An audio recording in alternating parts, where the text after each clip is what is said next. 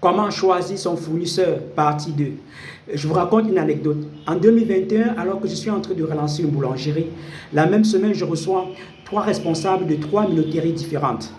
Le premier responsable de la première minoterie me dit ceci: Monsieur Taillou, nous avons reçu la semaine dernière une cargaison du blé russe.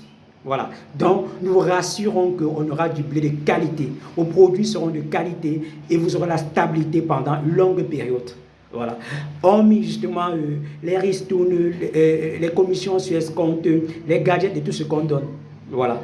Le deuxième fournisseur, dans le deuxième responsable de minoterie arrive, il me dit: Monsieur Taillou, c'est nous qui livrons actuellement le leader national au Cameroun. Oui, telle boulangerie utilise notre blé, utilise nos farines pour pouvoir travailler. Et en plus, notre blé est canadien. Voilà, notre blé est canadien. Donc, je vous rassure que vous aurez la meilleure qualité de farine sur le marché, vous ferez des très bons produits, voilà, et vous aurez la stabilité pendant une bonne période. Ça, c'est le deuxième. Le troisième arrive donc, ça c'est ce qui m'a intéressé sur le troisième, je vous le dire, il me dit la même chose que tous les autres, c'est-à-dire en termes de ristourne, en termes de commission sur escompte, en termes de gadgets, voilà. Mais il ne me parle pas de son fournisseur, ça m'a beaucoup marqué. Mais il me dit quelque chose qui m'a accroché. Il me dit: écoute, monsieur Taillou, tous mes concurrents font des formations. Ils font maximum 2 formations par semaine. C'est-à-dire, ils accordent maximum 2 formations aux techniciens boulangers par an. N'est-ce pas? Mais nous, spécialement, pour vous, si vous vous engagez avec nous, nous allons vous accorder 3 formations à vos techniciens boulangers par an. Voilà. Donc, voilà un argument commercial qui a fait en sorte que j'accepte de travailler avec le troisième. Voilà, que j'accepte de travailler avec le troisième.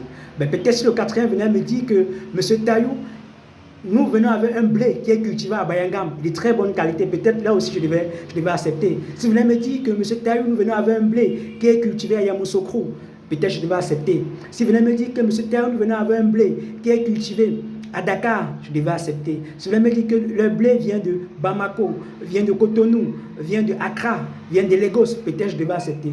Mais tous, on dit que le blé venait de l'extérieur, vraiment. Le seul qui a pu retenir mon attention, c'est celui qui m'a dit qu'au lieu de 2 formations comme tous les autres, il devait m'accorder 3 formations, c'est-à-dire accorder 3 formations aux techniciens boulangers, aux employés de l'usine, n'est-ce pas, afin que les gars puissent s'améliorer.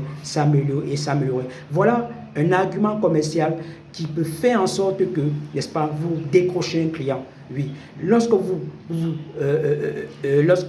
mettez en avance les arguments de pérennisation de l'activité, ça fait en sorte que votre interlocuteur soit davantage accroché. Le marché africain. Cliquez pour vous abonner, partagez pour augmenter la communauté des entrepreneurs.